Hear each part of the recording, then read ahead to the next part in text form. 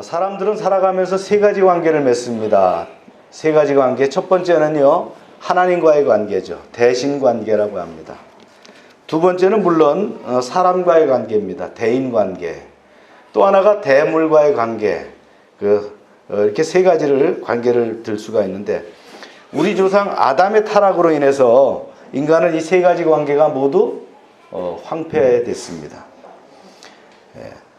우선적으로 이 범죄로 말미암아 어떻게 됐습니까? 하나님과의 관계가 깨어지게 된 그런 상황이 됐어요. 하나님과의 관계가 단절됐어요.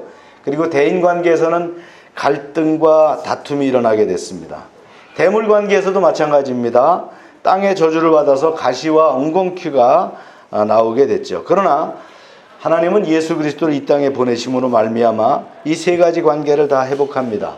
먼저 하나님과의 원수되었던 문제를 십자가 대속의 공로를 통해서 우리와 어떻게 합니까? 하나님과의 관계를 화목하게 하는 은혜의 역사를 주셨습니다. 또 땅이 저주를 받아서 가시와 엉겅퀴를 내었지만 예수님을 믿음으로 말미암아 어떻게 됩니까? 하늘의 신령한 보고 그 은혜를 통해서 어떻게 됩니까? 회복되는 은혜의 역사를 이뤘습니다. 그런 반면에 가장 회복하기 어려운 것이 뭐냐면 인간과의 관계다. 깨어진 대인관계의 회복이 우리 그리스도인에게는 가장 어려운 난제가 됩니다. 의외로 불신자들은 어떻게 합니까? 싸우다가도 여러 가지 방법으로 이렇게 해결할 방법이 있잖아요.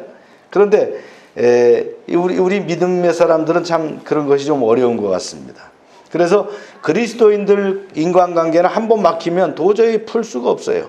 오히려 시간이 지나면 더 악화되는 그런 모습을 우리가 자주 보면서 안타까워하지 않습니까?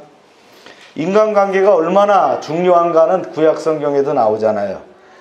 모세가 시내산에 올라가서 율법을 받습니다. 이때 돌비에다가 말씀을 받아갖고 오는데 이게 10계명이잖아요.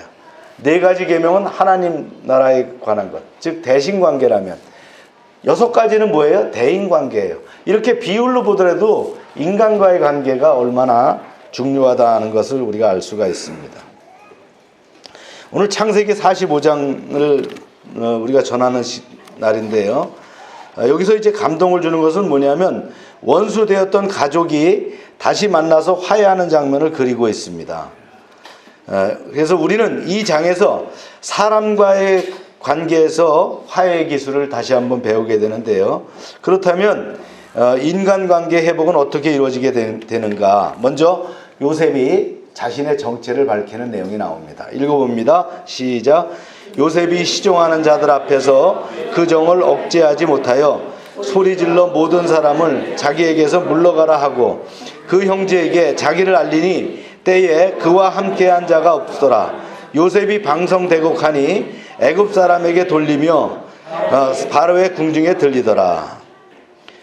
요셉이 더 이상 감정을 억제하지 못했어요. 그래 다른 옆에 있는 사람들을 다 물립니다. 그리고는 통곡을 하는 거예요. 요셉의 통곡 소리가 얼마나 큰지 어디까지 들렸다고요? 바로의 궁전까지 들렸다는 거예요. 요셉이 어릴 때 고생을 많이 했잖아요. 그죠? 그러다 보니까 뭐가 있어요? 그 마음에 상처가 이렇게 됐었던 것 같아요. 상처받은 사람들 중에서도 보면 혹시 자기 혼자 있을 때도 잘 울지 못하는 사람이 있어요. 왜냐하면 자기가 울면 마음이 약해져서 아무것도 할 수 없다는 것을 알기 때문이죠. 특히 이런 사람들은 어떻게 합니까? 너무 오랫동안 슬픔의 감정이라든지 고통의 감정을 참아왔기 때문에 만일 이것이 터트려지면 어떻게 해요? 자기가 스스로 감당하지 못할 것 같으니까 그것을 못 터뜨리는 거예요. 그러나 하나님께서 너무 자기를 많이 축복하셨고 특히 마음의 상처가 치료되어야 할 때가 되면 더 이상 옛날의 감정을 억제하지 않고 터뜨리게 하실 때가 있다는 거예요. 요셉은 무려 20년 동안 자신의 감정을 억누르면서 오늘까지 살아왔습니다. 그러나 이제 형들의 변화된 모습을 보면서 요셉은 더 이상 자신의 감정을 억제할 필요가 없다는 것을 알았어요. 그래서 요셉은 그동안 참아왔던 눈물을 터뜨리면서 형들에게 내가 요셉입니다 라고 밝히게 됩니다. 요셉은 어렸을 때 형들에게 배반을 당했죠. 노예로 팔리고 난 후에 아마도 그 마음이 열리지 않았을 거예요. 그래서 요셉의 마음은 언제나 어떻게 합니까? 찬바람이 부는 완전히 그 냉방이 되어 있는 상태였을 것이다. 그러나 하나님께서 요셉에게 축복을 주셔서 높여주시고 특히 형제들이 신실한 하나님의 사람으로 변화된 것을 보았을 때 자기 마음을 활짝 열게 되었습니다. 요셉은 바로의 왕궁에서도 들릴 정도로 크게 통곡을 함으로써 어떻게 합니까? 그의 마음속의 응어리를 다 토해놓게 되었다는 거예요. 우리는 이것을 보면서 참으로 하나님께 감사드리지 않을 수 없습니다. 왜냐하면 요셉이 그동안 억누르렸던 그 감정을 터뜨리기까지 요셉의 마음의 상처는 결코 치료된 것이 아니었다는 거죠. 물론 요셉이 감옥에서 나오고 또 총리가 되고 이제 출세한 거예요. 그러면서 어느 정도 회복은 될 수 있었어요. 그러나 요셉에게 있어서 가장 중요한 마음의 상처는 뭐예요? 형제들하고의 화해잖아요. 이거는 전혀 치료가 되지 않고 있었다는, 그대로 응어리고 남아 있었어요. 그런데 이때 요셉의 마음속에 무려 20년 동안 자리 잡았던 응어리가 터지면서 마음의 상처가 깨끗하게 치료되게 되었다는 거예요. 하나님은 요셉이 사회적으로 성공한 것으로 그가 완전히 치료한 것이 아니라는 걸 알고 계셨어요. 그래서 하나님은 요셉으로 하여금 형들의 신앙적인 변화, 그 모습을 보고 이제 자신에게 쌓여있던 그 두껍게 쌓여있던 그 틀을 깨트리면서 건강한 자신의 모습을 회복하게 하셨죠. 우리도 이런 때가 필요하다는 거예요. 아멘입니까? 우리 안에도 요셉처럼 오랜 세월 눌려놓은 아픔과 슬픔의 기억이 있습니다. 어렸을 때에 부모로부터 받던 상처도 있을 것이고, 또 자라가면서 또 이 배우자 간에 또 자녀로부터, 그죠? 대인관계 간에 있는 이런 상처들이 있단 말이죠. 스스로 너무 쉽게 울어버리면 자신을 주체할 수 없다는 생각 때문에 몇 겹으로 자신을 쌓아놓고서는 있는 부분이 있다는 거예요. 어떤 분은 부모님이 돌아가셨는데도 끝까지 참고 울지 못하는 거예요. 이런 경우는 어떻게 합니까? 그 사람 속에는 뭐가 있어요? 쉽게 울지 못하게 하는 강한 자의식이 있다는 거예요. 바로 울지 않는 그 부분이 우리로 하여금 다른 사람을 멀게 하고 그분 때문에 다른 사람을 용납하지 못하는 그런 상황이 될 수 있다는 거예요. 사람들은 통상 그 빈틈이 있는 사람들을 좋아하죠. 완전한 사람보다는.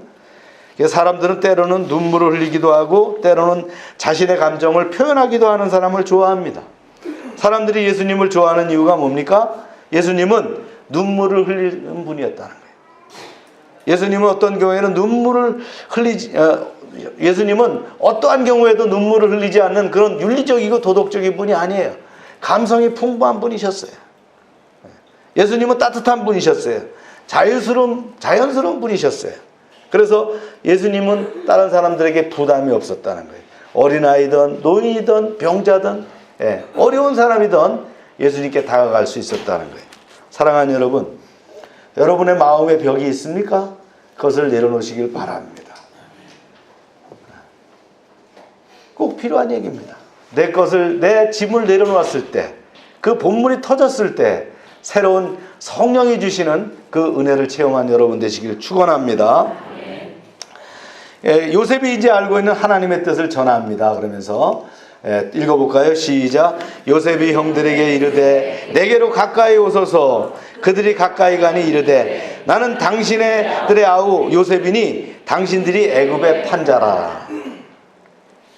정상적인 경우라면 애굽의 총리가 오랫동안 잊어버렸다가 찾은 동생이라면 형들이 너무나 기뻐서 달려들었을 거예요. 그런데 요셉의 형들은 쉽게 다가갈 수가 없었어요. 왜냐하면 자기들이 20년 전에 돈을 받고 팔아버렸잖아요. 그리고 요셉의 소식을 못 들었어요. 아마도 요셉이 또 감옥살이도 한 3년 했잖아요. 그거 더 못 들었을 거예요. 그런데 자기들이 죽였다고 생각한 동생이 지금 눈앞에 살아있다는 거예요. 오히려 애굽에 팔려와서 고생한 요셉은 아무것도 꺼리낌 없이 이제 당당하게 형들에게 다가갈 수 있었지만 형들은 그럴 수 없는 그런 상황이 됐다는 거죠.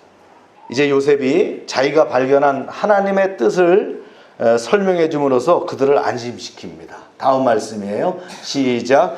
당신들이 나를 이곳에 팔았으므로 근심하지 마소서, 한탄하지 마소서. 하나님이 생명을 구원하시려고 나를 당신들 앞에서 보내셨나이다. 요셉이 오랫동안 감옥살이를 하면서 또 종살이 하면서 노예 생활을 통해서 생각한 것이 있었어요. 왜 내가 이렇게 선하게 열심히 살아왔는데, 내가 율법을 잘 지켰고 아버지에게 효도하고 형들에게 잘한 사람인데 왜 내가 이렇게 노예로 팔려왔지? 내 팔자가 왜 이렇게 됐지? 라고 생각했을 거예요. 처음에는 그 상황을 몰랐어요. 그러나 요셉은 이제 상황과 시간이 지나면서 점차 알게 됩니다. 뭔가 하나님의 뜻이 있겠구나. 더구나 이제 애굽의 총리가 되어서 이제 무서운 7년 흉년을 당하면서 알게 됐어요. 아하, 나를 하나님께서 보내신 것은 우리의 가족을 구원하기 위함이다. 이렇게 알았다. 그러면서 요셉은 형들에게 자기를 판 것으로 인해서 근심하거나 한탄하지 말라고 말할 수 있는 그런 마음이 생겼다는 거예요. 우리가 어려운 일을 당하면 하나님의 말씀을 듣게 돼요. 어려운 일을 당하면 하나님의 말씀을 듣게 되는데 왜 듣게 돼요? 거기서 하나님이 계획한 뜻을 알게 되기 때문입니다. 하나님이 우리를 향하여 계획하신 거대한 계획을 우리가 알게 되기 때문이라는 거예요. 우리가 하나님의 말씀을 듣지 않으면 모든 일이 나와 상대방의 관계를 생각하게 되는 거예요. 그래서 이런 경우에 어떻게 합니까? 나의 손해를 끼친 사람을 용서하지 않게 되는 거예요. 그 사람 때문에 그 때문에 내가 이렇게 됐다라고 원망하게 되는 거예요. 그러나 우리가 하나님의 말씀을 들으면, 하나님의 진리와 영광 가운데 다가서면 나 자신의 문제를 어떻게 합니까? 하나님의 거대한 구원 계획 가운데서 보게 됩니다. 그때 비로소 나 자신에 대해서 모든 의문이 풀리기 시작합니다. 하나님께서 얼마나 나를 정확하게 인도하셨는지, 얼마나 나를 정확하게 인도하시고 큰 사랑으로 붙들으셔서 오늘까지 인도하셨음을, 섭리하셨음을 알게 된다는 거예요. 그러면 하나님께서 가족을 구원하기 위해서 요셉의 형들을 사용하셨다면 형들의 죄는 없어지는 걸까요? 그렇지 않죠. 요셉의 형들이 악하게 사용한 죄는 그대로 남아있어요. 예를 들어서 아담이 타락함으로 하나님의 구원 계획을 더 구체적으로 드러냈다고 해서 아담의 죄가 없어지는 것은 아니다라는 거예요. 가룟 유다가 예수님을 배신함으로 예수님이 십자가에서 우리를 구원을 이루셨다고 해서 가룟 유다의 죄가 없어지는 것은 아니라는 거예요. 가룟 유다의 죄는 그대로 남아있습니다. 단지 우리는 악한 자들에 대하여 직접 복수할 필요는 없다는 거예요. 그래서 우리는 나보다 악한 일을 한 사람들이 멸망에 이르지 않도록 어떻게 해요? 기도해야 됩니다. 알고 보면 뭐예요? 그들이 불쌍한 존재들이라는 거죠. 6절 8절 말씀이 이어집니다. 시작. 이 땅에 2년 동안 흉년이 들었으나 아직 5년은 기경도 못하고 추수도 못할지라 하나님이 큰 구원으로 당신들의 생명을 보존하고 당신들의 후손을 세상에 두시려고 나를 당신들의 앞서 보내셨나니 그런즉 나를 이리로 보낸 자는 당신들이 아니요 하나님이시라.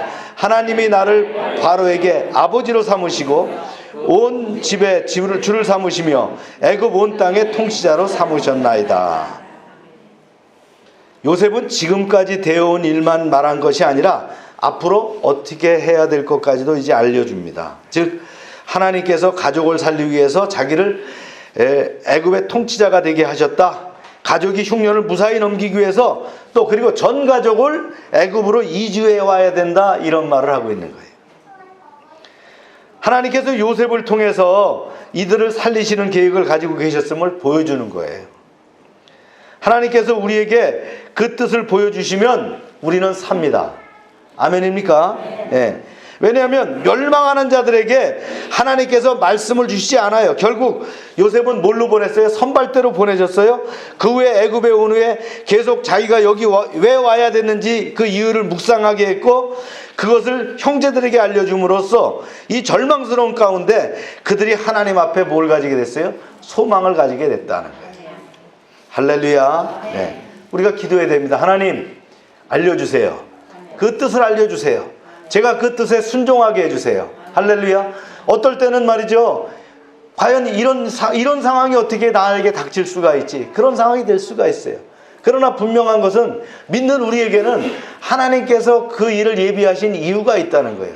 또한 그 이유가 말이죠, 하나님의 뜻 가운데서 협력하여 선을 이룰 수 있도록 우리를 풀어나가시는 그 일들을 가장 풀리지 않는다고 할지라도 풀어가시면서 일들이 해결할 수 있도록 예비하신다는 거예요. 아멘. 할렐루야. 네.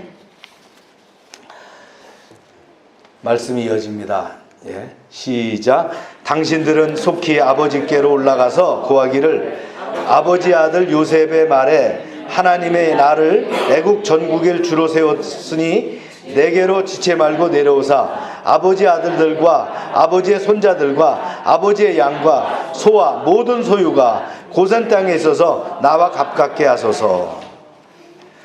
유다와 그 형제들이 믿음을 가지고 나갔을 때 그들이 두려워했던 일들이 모두 해결됐어요. 즉 걱정했던 베냐민도 데려갈 수 있게 됐고요, 양식도 구하게 됐어요. 그리고 야곱의 집 전체에게 가장 기쁜 소식은 뭐예요? 죽은 줄로 알았던 요셉이 애굽의 통치자가 됐다는 그 소식을 가지고 가게 됐다라는 거예요. 이제 이 형들은 어떻게 했어요? 얼마 전까지만 해도 야, 이제 우리 다 죽었다, 이런 상황에서 어떻게 됐어요? 기쁜 소식을 전한 자들이 되게 됐다라는 거예요. 요셉이 당부하면서 이제 해후를 얘기합니다. 시작.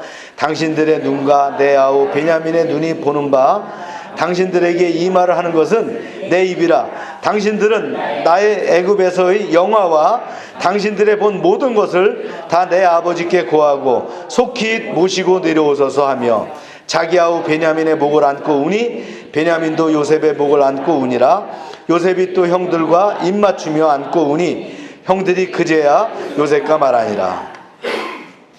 요셉의 형들은 요셉이 살았다는 사실을 믿을 수가 없었어요. 그런데 자기 눈 보는 앞에서 이제 요셉이 베냐민의 목을 안고 말이죠, 우는 것을 보니까 아, 이게 현실이구나, 이렇게 믿어지게 됐다는 거죠. 요셉은 형들에게 여행길에 먹을 양식도 주고 또 옷도 주었어요. 옷을 주는 걸 한번 볼까요? 시작.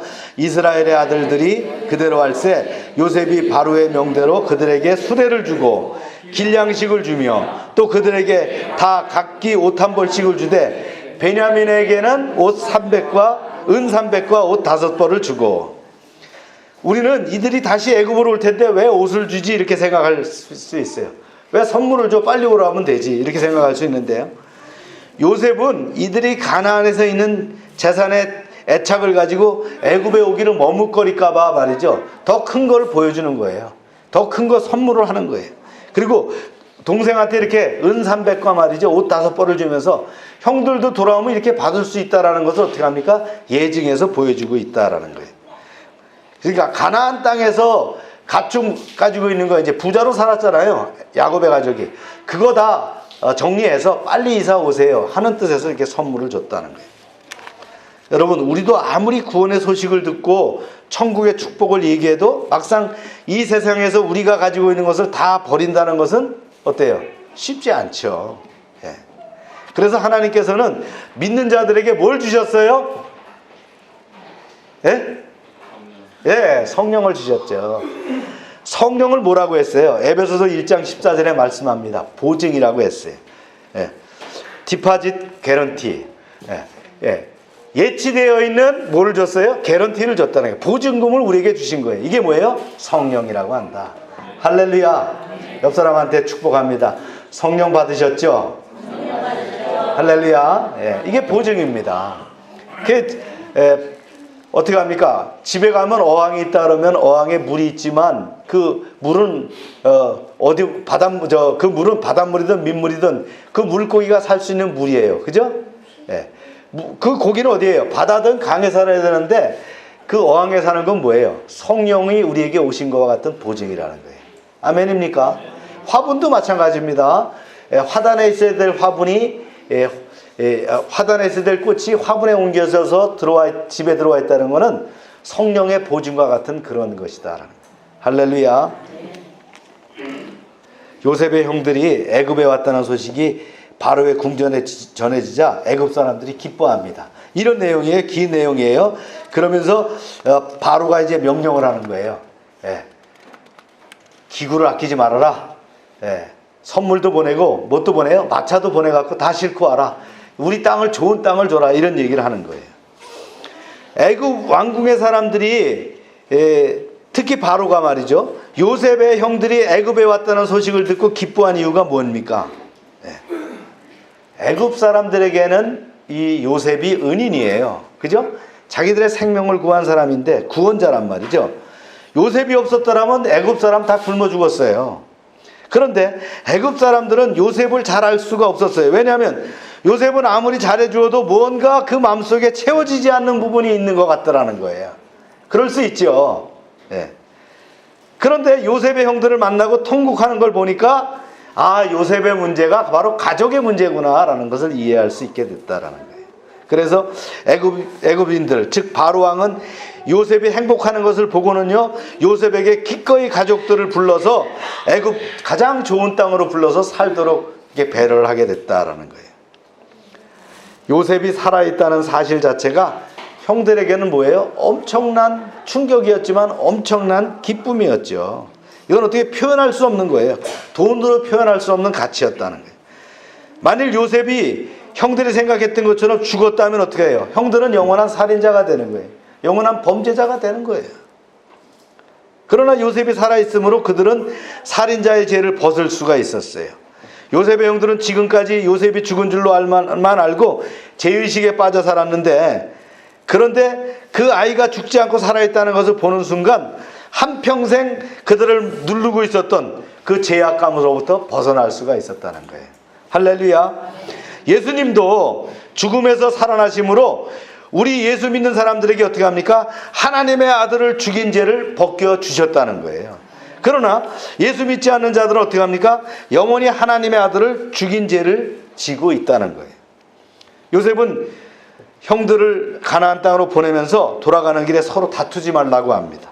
이렇게 얘기를 해요. 시작. 이에 형들을 돌려보내매 그들에게 이르되 당신들은 길에서 다투지 말라 하더라. 형들이 어린아이도 아닌데 요셉은 왜 형들에게 길에 다투지 말라고 했을까요? 네. 이럴 수 있잖아요. 우리 믿는 사람들 가운데도 뭐가 있어요? 양심이 있다 보니까 이것이 이제 다시 양심이 자꾸 어떻게 합니까? 들쑤시게 되는 거예요. 다시 우리의 양심이 이제 우리를 감정을 건드리는 거예요. 그러면서 얘기하죠. 그때 이제 얘기하는 거예요. 내가 그때 살려두라고 했으면 다 끝났을 일을 말이야. 야, 이런 일을 겪게 하느냐. 이렇게 이제 다툴 수 있다는 거예요.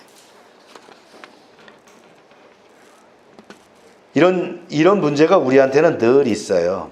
우리가 용서를 받았다고 했지만 하나님 앞에 용서를 간구하고 회개의 은총을 받았다고 하지만 어떻게 합니까? 내 마음속에 늘 갈등을 느끼게 되는 거예요. 그렇죠?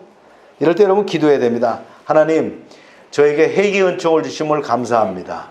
하나님은 어떻게 하신다 그랬어요? 기억도 하지 않으시겠다 그랬어요. 우리가 하나님 앞에 자복한 것, 내가 하나님 앞에 내오는 그 죄악은 어떻게 해요? 하나님은 기억하지도 않았다고 하는데 다음날, 그 다음 주에 또 얘기하는 거예요. 주님 용서해 주세요. 저는 죄인입니다. 이렇게 하지 말라는 거예요. 아멘입니까?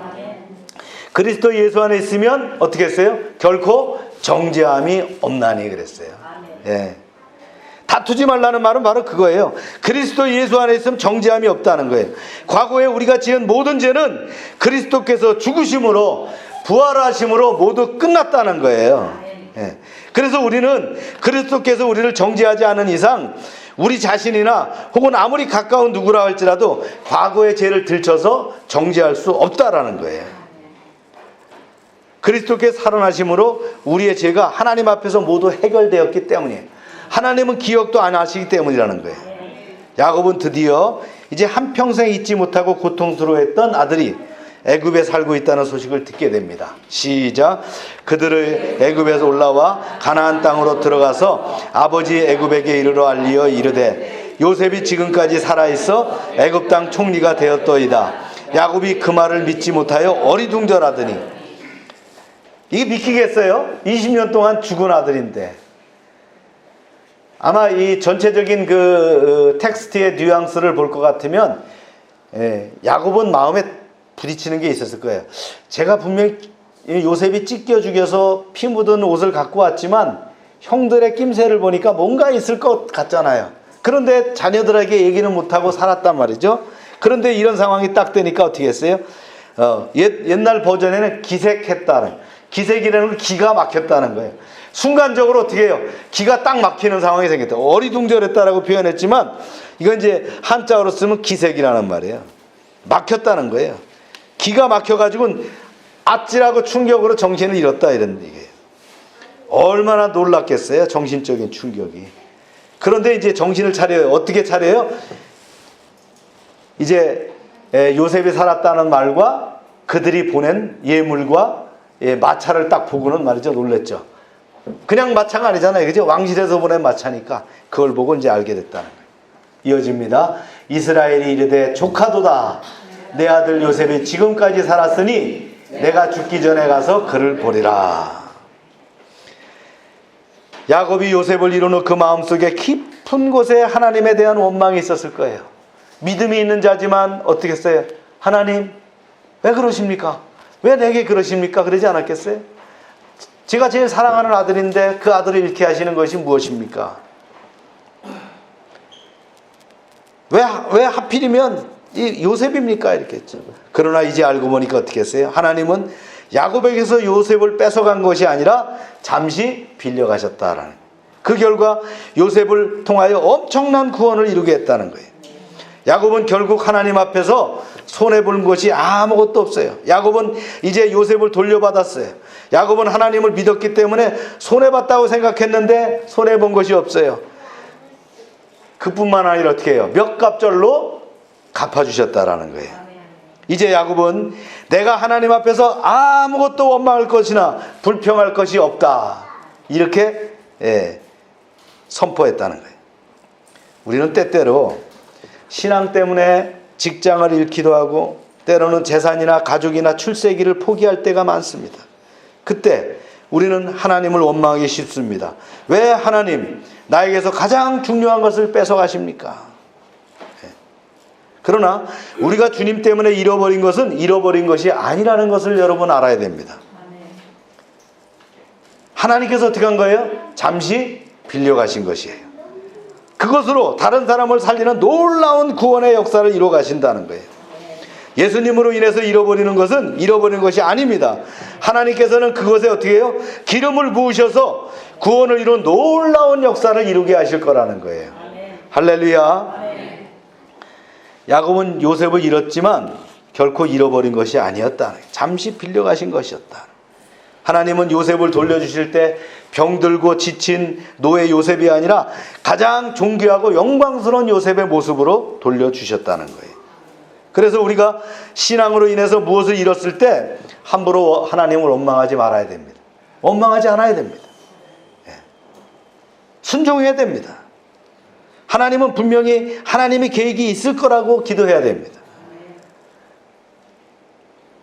만일 함부로 하나님을 원망하고 불평한다면 야곱처럼 이 기쁜 소식에서 어떻게 돼요? 기절하기 쉽다는 거예요. 우리는 하나님께서 나의 것을 무단으로 빌려가는 것에 대해서 기뻐하시는 여러분 되시길 바랍니다. 우리 자녀를, 내 부모를, 내 배우자를, 내 직장을, 내 건강을, 내 재물을 하나님이 취하신다면 여러분 기뻐하시기 바랍니다. 야곱처럼 말이죠, 곱절로 갚아주시는 은혜가 있을 거라는 거예요. 하나님께서 나에게 빌려가신 것을 기름 부어주셔서 수많은 사람을 구원하는 대로 이루는 그런 은혜의 역사를 이루실 것을 확신합니다. 기도하시겠습니다. 사랑하는 여러분, 오늘 말씀과 함께 합심해서 기도합시다. 우리의 대인관계 가운데 막힌 것이 열려할 것이 있다면 기도합시다. 오랫동안 풀리지 않은 관계 문제가 있다면 풀리게 해달라고 기도합시다. 하나님은 요셉에게 그랬듯이 하나님의 계획 가운데 요셉을 애굽으로 보내시고 그를 통해서 가족들을 애굽으로 오게 하는 발판을 구축하셨습니다. 하나님은 역시 우리를 통한 하나님의 계획을 가지고 계신데 우리가 미처 깨닫지 못한 것 때문에 기로하고 있지는 않습니까? 좀 더 참고 기다리면 때가 되면 하나님은 믿음의 자녀를 결코 외면하지 않으시고 하나님이 예비하신 축복의 통로가 되도록 인도하실 것입니다. 이때를 위해서 기도합시다. 하나님 역사하소서. 우리를 주님의 합당한 도구로 사용하여 주시옵소서. 야곱이 마음속으로 요셉을 데려가신 것을 원망하며 20년을 살았어요. 그러나 그것은 하나님이 야곱을 위해서, 이스라엘을 위해서 잠시 빌려가신 것입니다. 우리가 부족해서 하나님의 뜻을 모를 때가 많습니다. 하나님이 나를 무단히 빌려가시는 것을 기뻐합시다. 하나님은 나를 빌려가신 것을 기름 부으셔서 넘치게 갚아주실 것입니다. 이때를 위해서 기도합시다. 할렐루야로 기도합니다. 할렐루야. 하나님 아버지 감사합니다. 우리가 삶을 살아가는 이 세상에서 아버지 하나님, 특별히 사람과의 관계가 막히지 않도록 하시며 또 막혀있는 관계가 있다면 열어주시옵소서. 용서하게 하여 주시고 받아들일 수 있는 마음을 더하여 주시옵소서. 이제 하나님, 관계가 막힐 때 모든 것이 막히는 것을 우리는 압니다. 주님, 우리가 아버지 하나님 상대를 받아들이며 이제 하나님 또 관계가 열리는 그 아버지 축복을 허락하셔서 모든 관계를 통해서 열리게 하시고 해소되게 하여 주시옵소서. 하나님, 요셉에게 그랬듯이 이제 하나님의 계획이 있는 줄로 믿습니다. 부족한 종을 통해서 하나님이 이루고자 하시는 그 뜻이 있는 줄로 믿사오니 아버지 하나님, 현재를 넘어서서 아버지 하나님, 하나님의 기대에, 하나님의 비전에 아버지 하나님의 뜻을 따르는 그런 믿음을 가지고 나아갈 수 있도록 주님 허락하여 주시옵소서. 좀 더 참고 기다릴 때가 되면 하나님께서 기름 부으셔서 그런 은혜의 역사를 이룰 줄로 믿사오니 주님 함께하여 주시옵소서. 이제 하나님, 요셉이 아버지 하나님 죽었다고 했을 때 야곱이 원망하는 마음을 가졌지만 이제 20년이 지났을 때에 그가 애굽의 총리가 되었다는 소식을 듣고 야곱은 기색했습니다. 주님, 저희가 하나님을 원망하지 않게 하시옵소서. 때를 따라 어떠한 환경과 여건에 있다 할지라도 하나님의 믿음으로 하나님의 아버지 섭리와 인도하심에 순종하는 삶을 살게 하여 주시옵소서. 때가 되면 하나님께서 모든 것을 은혜 가운데 갚아주실 줄로 믿습니다. 그러한 때를 위하여 이제 하나님, 저희가 믿음으로 아버지 하나님 반듯하게 바라며 나아갈 수 있도록 허락하여 주시옵소서. 하나님 아버지, 요셉이 가나안에 아버지 야곱과 있었다면 그저 부유한 목부에 그칠 인생이었으나 하나님이 그를 사용하셔서 그 가족들을 7년 가뭄에서 구원하시고 애굽으로 이주하여 대민족을 이루게 하셨습니다. 우리의 안목으로는 알 수 없지만 하나님을 믿는 우리를 통해서 하나님의 뜻을 이루어가게 하심을 믿습니다. 하나님의 섭리에 순종하게 하시고 하나님의 사역에 유용하게 쓰임받는 지체가 되게 하여 주시옵소서. 10월을 맞이하여 우리의 가을 사역이 왕성하게 일어나길 바랍니다. 열린 모임을 통한 전도의 열매를 맺게 하여 주시옵소서. 베스트를 위해 기도하며 소그룹이 합심하여 관계를 맺으며 그 영혼을 구원하게 하여 하나님께 기쁨이 되게 하여 주시옵소서. 이제 청명한 일기와 좋은 계절 가운데 말씀과 큐티를 통해서 영성이 연결어가게 하여 주시옵소서. 깨어 기도하는 시간이 많아지게 하여 주시옵소서. 정치적인 진영 논리가 한국의 정치와 경제와 국방과 외교를 경색하게 합니다. 국정을 맡은 지도자들이 하나님의 주권 아래 바른 양심과 진리로 치리하게 하여 주시옵소서. 급변하는 정세와 상황을 직시하게 하여 주시옵소서. 열방에 속한 모든 가정과 사업장과 직장을 축복하시고 아버지 하나님, 우리의 자녀들을 축복하셔서 믿음 안에 승리하는 계절이 되게 하여 주시옵소서. 예수님의 이름으로 기도합니다. 아멘.